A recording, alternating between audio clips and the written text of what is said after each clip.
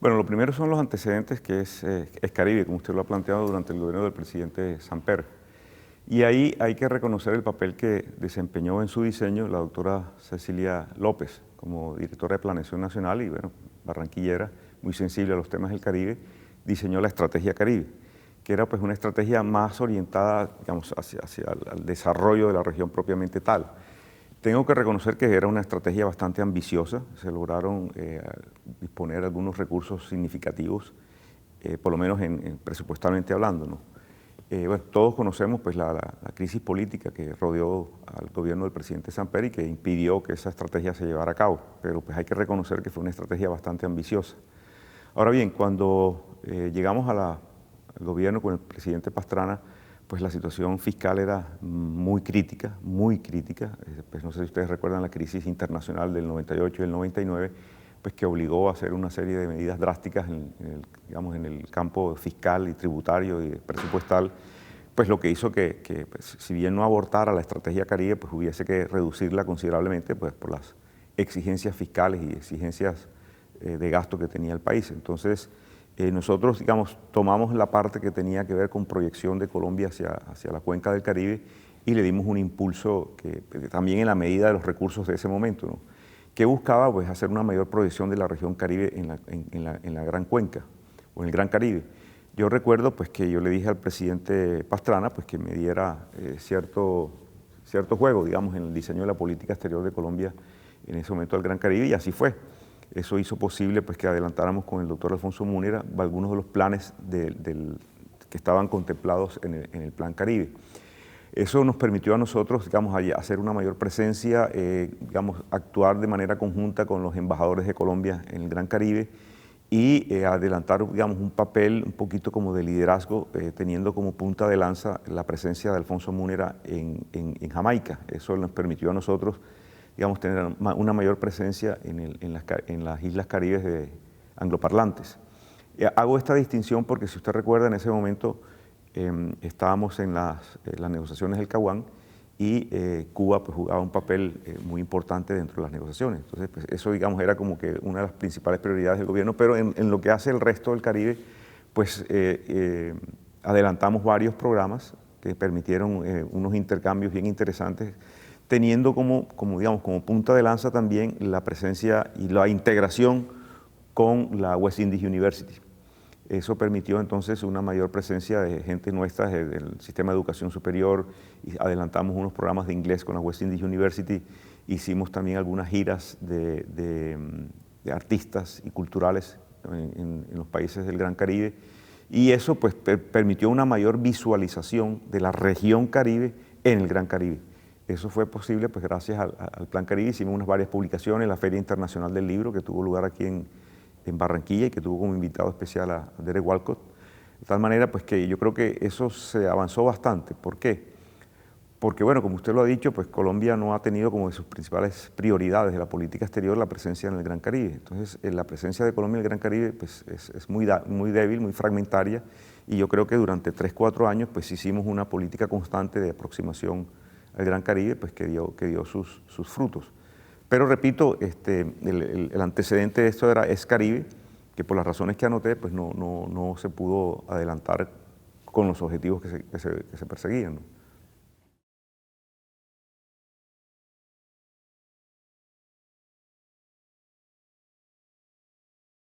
Sin duda, sí, sin duda, digamos, porque las prioridades de la política exterior durante los 2 mandatos del presidente Uribe fueron otras.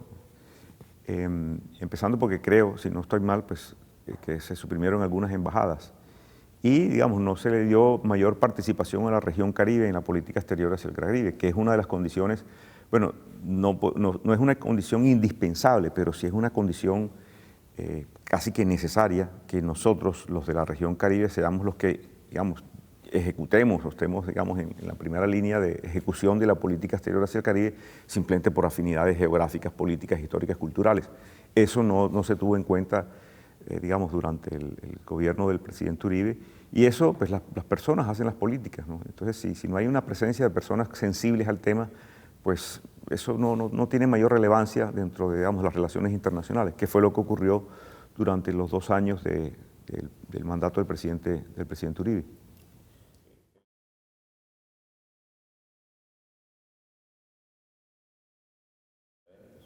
Sí, la verdad fue un ejercicio bien interesante.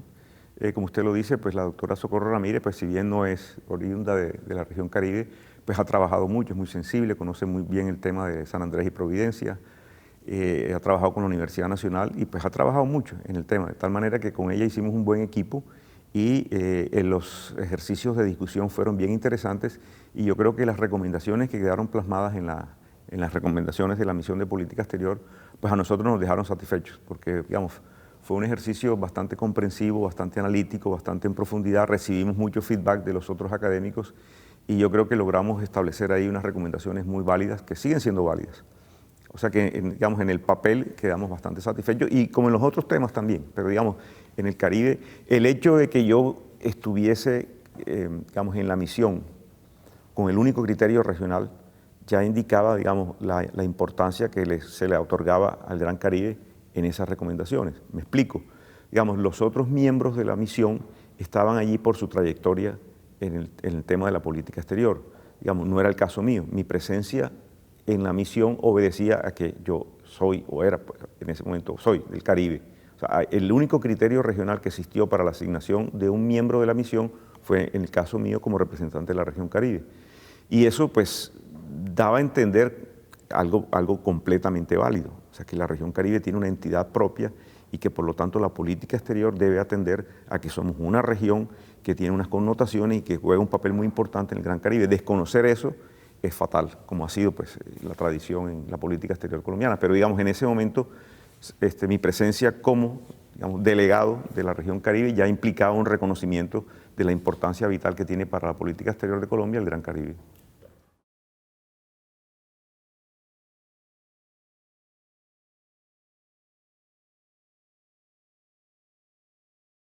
Sin duda, sin duda. O sea, yo soy testigo de excepción de la extraordinaria labor que desempeñó el doctor Múner al frente de la Secretaría de la Asociación de Estados del Caribe. Porque, digamos, pues, primero por pues, la cercanía que me une a él, ¿no? Segundo, porque veía pues, todas las acciones que él desempeñó en el Gran Caribe, la importancia que se le daba, cómo revivió prácticamente la Asociación de Estados del Caribe. Y yo fui testigo de excepción cuando la cumbre de presidentes, cuando él estaba entregando, digamos, la Secretaría, el enorme reconocimiento que tuvo por parte de todos los presidentes que asistieron en ese momento a la convocatoria que tuvo lugar en La Habana. Y digamos, fue realmente una aclamación que se le hizo por haber revivido la asociación. Cuando Alfonso llega a la Secretaría, pues la asociación estaba prácticamente moribunda y él logró rescatarla y logró darle, digamos, el impulso que, bueno, ha ido perdiendo un poco el impulso, pero durante la presencia de él allí tuvo mucha importancia y por fortuna, digamos, tuvo el respaldo pues, de la Cancillería y el Presidente de la República.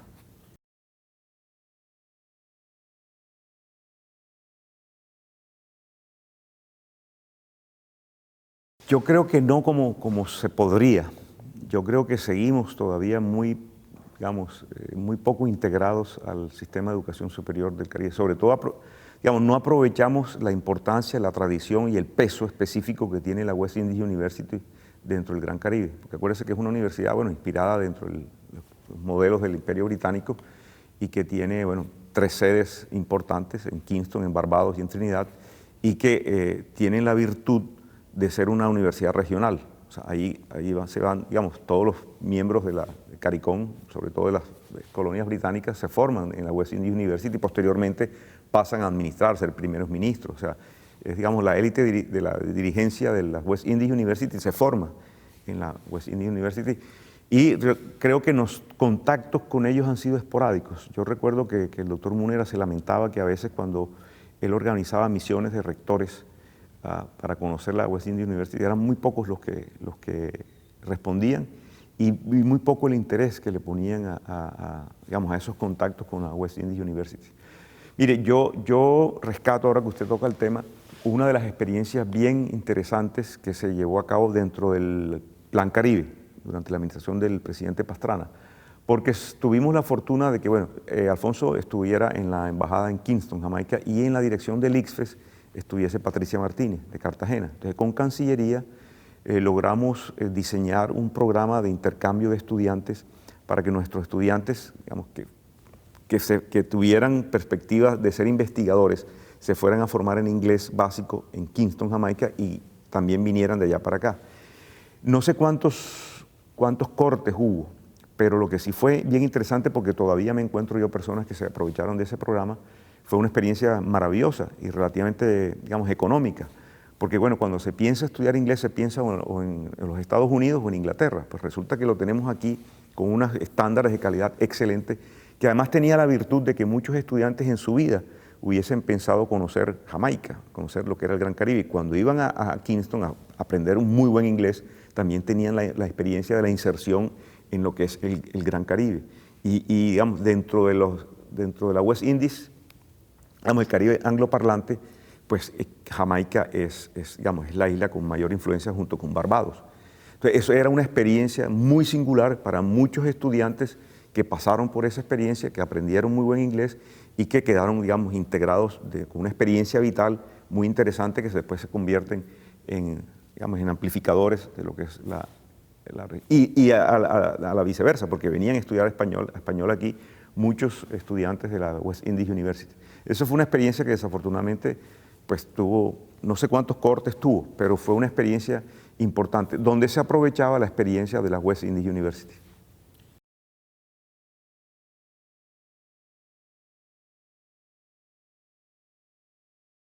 O sea, yo creo que esa es una de las grandes carencias de la política exterior colombiana hacia el Gran Caribe, y me explico. Es decir, si dejamos, digamos, al libre juego del mercado, ¿cierto? Digamos, es poco factible que los empresarios colombianos aprovechen ese mercado, que digamos en términos absolutos, en términos de magnitudes, no representa mayor cosa, porque al fin y al cabo son islas que tienen una población muy baja, pues el mercado es muy estrecho y digamos, tampoco es que tengan muy buena capacidad de compra, pero importan todo. Entonces, bueno, ellos tienen sus vínculos particularmente pues, con la mancomunidad, pertenecen la mayor parte de la comunidad británica de naciones y tienen sus preferencias dentro del imperio británico. Pero para nosotros hacer presencia ya se requiere ahí sí una política de Estado, ¿cierto? Que de una u otra manera abarate los costos de nuestros productos hacia allá. Y eso sí requiere, digamos, una decisión, una voluntad política que no ha existido. Me refiero a que de una u otra manera, por un tiempo prudencial, no sé, pues eso habría que estudiarlo, pues se puedan otorgar algunas, no sé, ventajas tributarias de tal manera que hagan posible la presencia nuestra en esos mercados.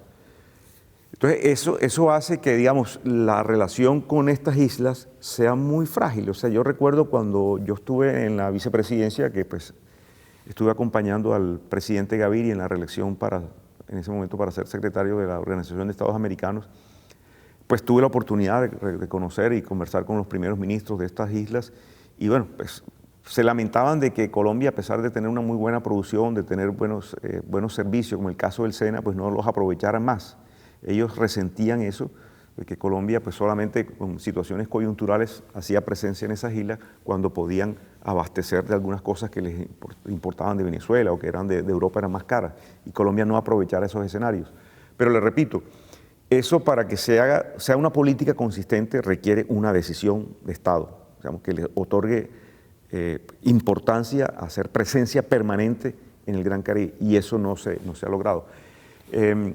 Uno de los principales, digamos, cuellos de botella para que haya una mayor integración del Caribe es el transporte aéreo, digamos, porque las rutas a veces no terminan siendo comerciales. Recuerdo que el doctor Múnera con la Cancillería hicieron grandes esfuerzos, sobre todo con Avianca, para establecer un viaje a Barbados que permitiera el intercambio, y eso no fue posible. Lo mismo también para establecer rutas marítimas, o sea, digamos, el transporte, si no hay una voluntad de Estado, por lo menos por un tiempo prudencial, que genere unas economías, digamos, de escala o qué sé yo, que permita ya posteriormente hacer una mayor aproximación a esos mercados, pues no se va a hacer presencia. Entonces, eso debilita, digamos, la presencia de Colombia en el Caribe. Venezuela ocupó ese espacio durante muchos años, o sea, pues, incluso dentro de la hegemonía pues, de Chávez, que utilizó que creó la estrategia Petrocaribe, ¿cierto? El petróleo. Pero desde mucho antes, Venezuela sí hacía una presencia permanente como fruto de una política de Estado en todas las islas orientales del Caribe. Colombia no.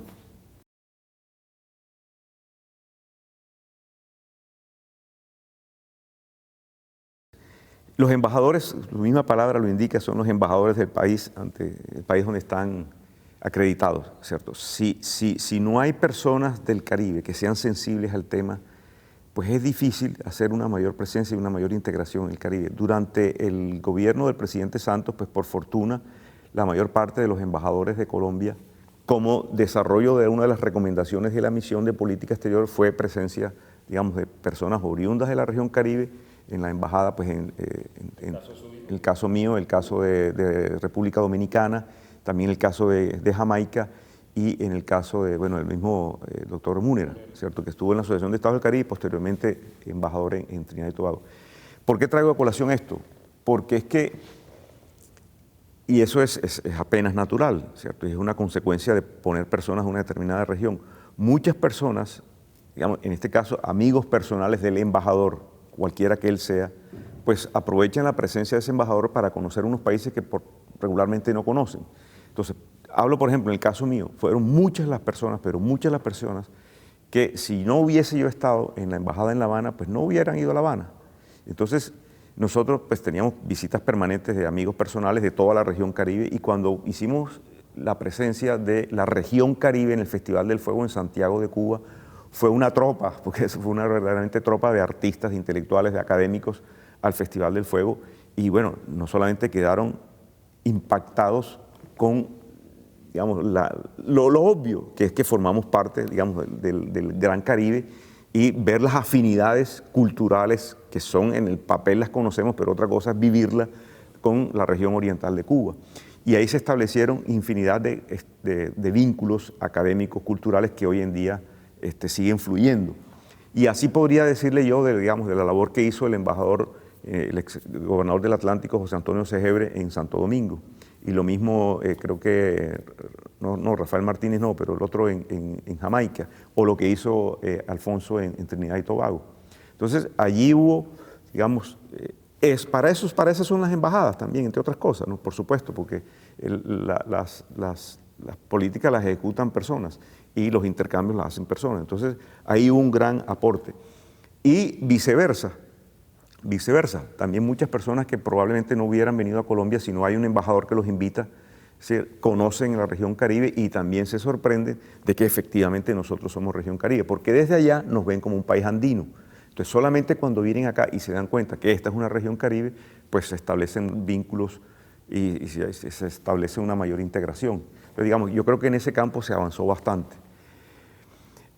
Yo sí creo que sigue existiendo, pues, y uno lo entiende, pero por supuestamente le cuesta trabajo, pues, aceptarlo, digamos, como formando parte del país como Colombia, que las prioridades en política exterior colombiana, pues el Caribe no va a menos que...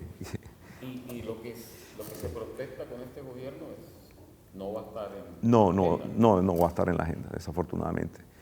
Ahora, estos países son muy sensibles al tema, por razones obvias también, o sea, se sienten a veces utilizados, y eso pues genera unas animadversiones, si se quiere, que en determinado momento pasan su cuenta de cobro. Cuando se requieren algunas votaciones en la Asociación de Estados Americanos, la cuenta de cobro viene porque viene, o en Nicaragua, en fin, viene porque viene. Entonces, son cosas que pues, no nos deben extrañar, en tanto que el Gran Caribe no está en las prioridades de la política exterior colombiana.